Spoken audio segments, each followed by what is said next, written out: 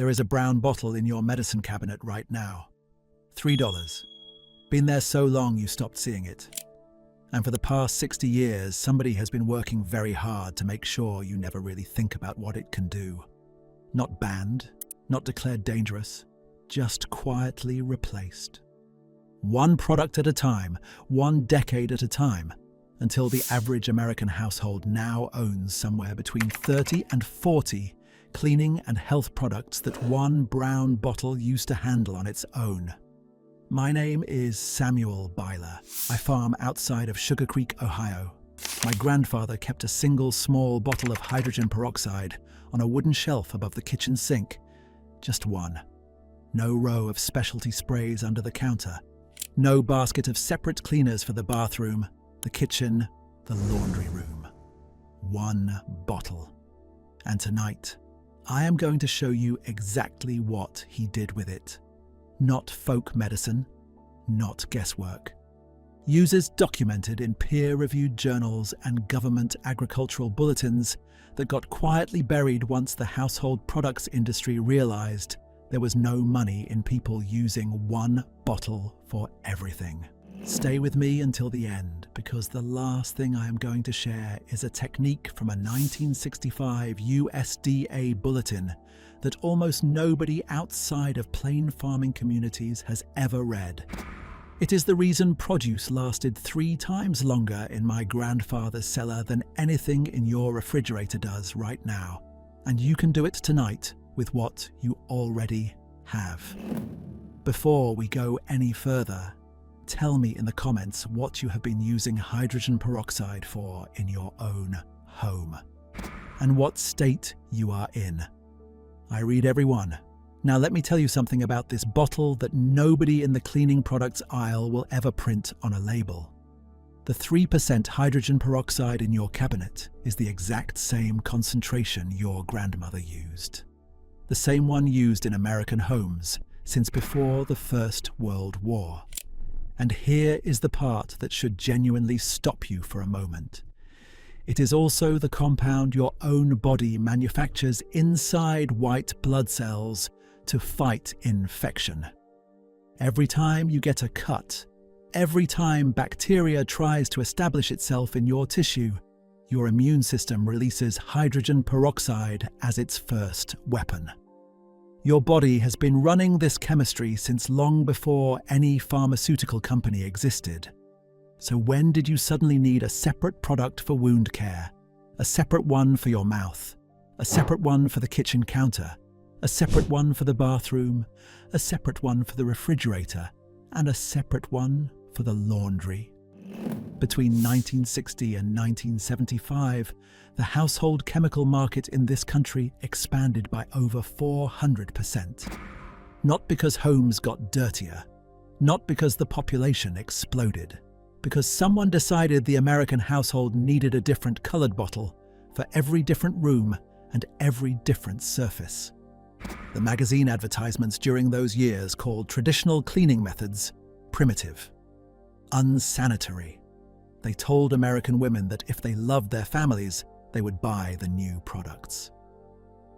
The Amish never read those magazines. They kept using what their grandmothers had used. And a Penn State Extension survey published in the early 2000s found that rates of foodborne illness in Amish households were actually lower than in the surrounding non-Amish population. Lower with one bottle. No antibacterial wipes, no disinfectant sprays, none of the products we have been told we cannot live without.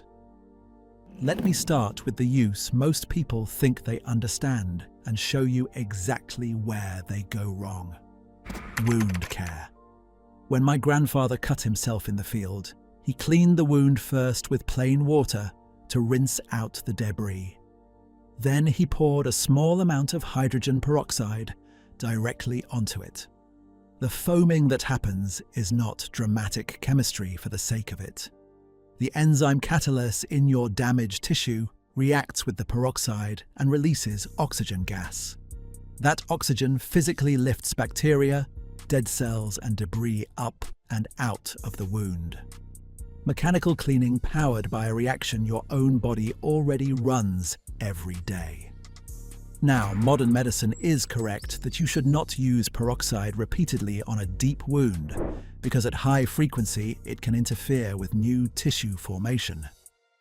My grandfather knew this without reading a journal. He used it exactly once. First, cleaning only. After that, plain water and raw honey, nothing else. Not a tube, not a cream, not a prescription, his. Children ran barefoot on gravel driveways and barn floors all summer and healed cleanly because someone around them understood not just what to apply, but when to stop. That second part is the thing almost nobody was ever taught. Now for something that surprised me when I first found the research. Oral health. My grandfather mixed hydrogen peroxide with baking soda into a thin paste and used it as a tooth cleaner. A peer-reviewed study published in a dental journal found that a preparation of hydrogen peroxide and baking soda produced measurably whiter teeth than a standard whitening toothpaste after 6 weeks of consistent use. That study has been sitting in a library for decades. You will never see it cited in a toothpaste advertisement. For a mouthwash, he diluted the peroxide half and half with water, swished for 30 seconds, rinsed with plain water. That solution kills the bacteria responsible for gingivitis more effectively than many commercial mouthwashes that contain alcohol, artificial dye, and flavoring that serve no therapeutic purpose. The toothpaste industry packages the same basic chemistry in a 2-ounce tube and charges $8. My grandfather made the same thing in a dish for pennies. Now, let us walk into the kitchen. The wooden cutting board. Dish soap and hot water cannot fully reach the bacteria living deep inside the grain of old wood. They never could. Spray the board with hydrogen peroxide after every use. Let it foam where organic matter is present. Rinse with plain water. Dry it upright. That is the method practiced in plain farming kitchens going back to at least the 1920s, and it is more effective than any antibacterial spray sold for this purpose today. More effective, less expensive, and it leaves nothing behind next to your food because peroxide breaks down into water and oxygen and nothing else. For the refrigerator, soak a cloth in 3% peroxide and wipe every interior surface. Unlike bleach, which dries out rubber gaskets over time until they crack, and your refrigerator starts leaking cold air, peroxide cleans the rubber without damaging it. For white laundry that has gone grey or dull, add 1 cup of hydrogen peroxide to a hot water wash with your regular detergent. Bleach reacts with trace iron in older pipes and can turn white fabric yellow. Peroxide does not react that way. It brightens without weakening the fibre, and it is safe for old cotton that repeated bleaching would eventually eat through. The average American household spends between $400 and $600 a year on cleaning and hygiene products. Over 30 years, that is between $12,000 and $18,000, spent on what 1 bottle and a box of baking soda used to handle. Now let us go to the garden, because this is where the research gets hardest to dismiss. In the early 1960s, agricultural researchers at several land-grant universities began studying what happened when seeds were soaked in a dilute hydrogen peroxide solution before planting. 1 teaspoon of 3% peroxide per cup of water.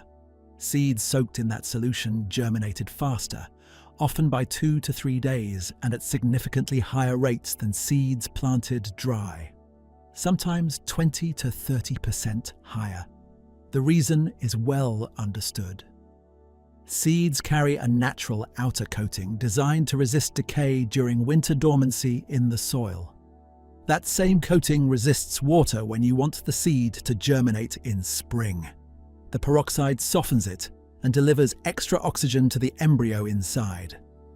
Plain farming families in Lancaster County had been soaking seeds in peroxide-treated water for generations before university researchers measured it. They kept a ceramic crock of it near the back door specifically for that purpose. They did not have the scientific explanation.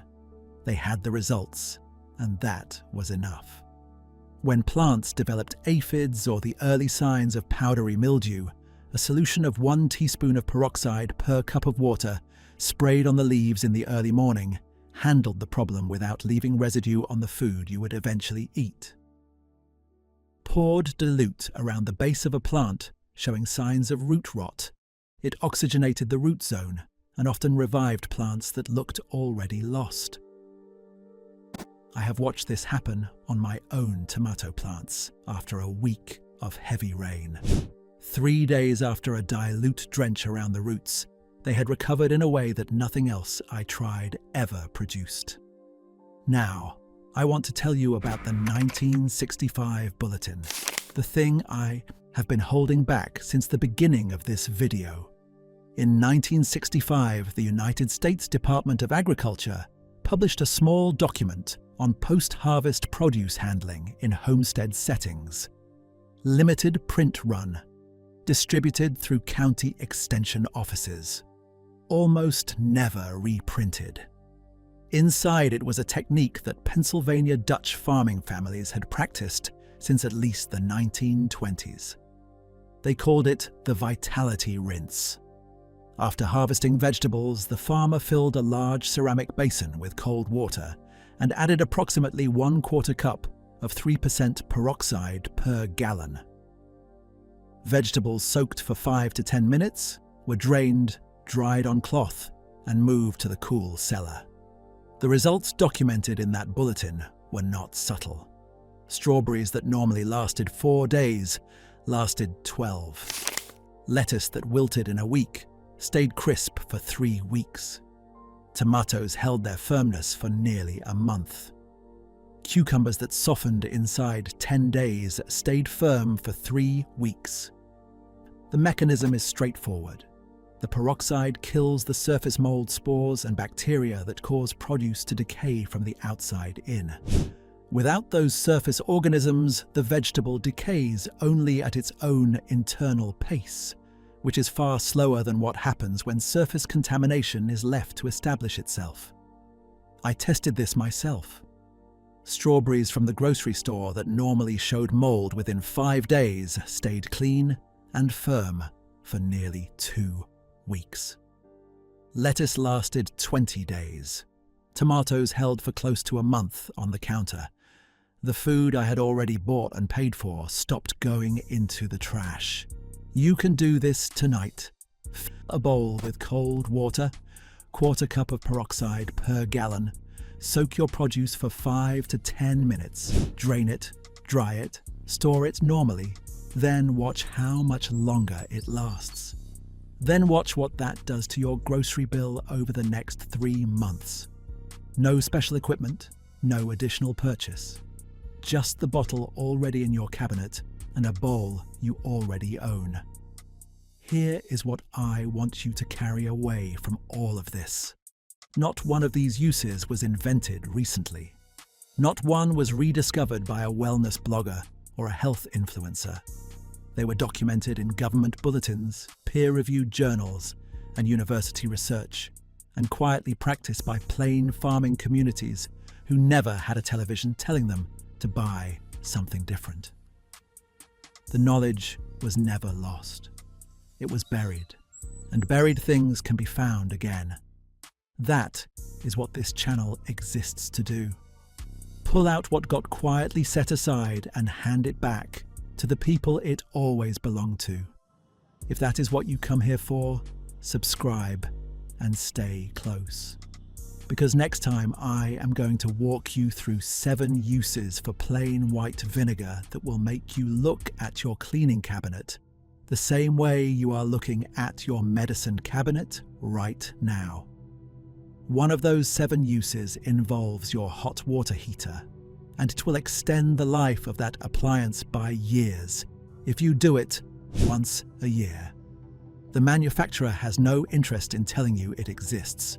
Tell me in the comments which of these uses surprised you most and which one you are going to try first. I read everyone. I am Samuel Byler. I will see you in the next one.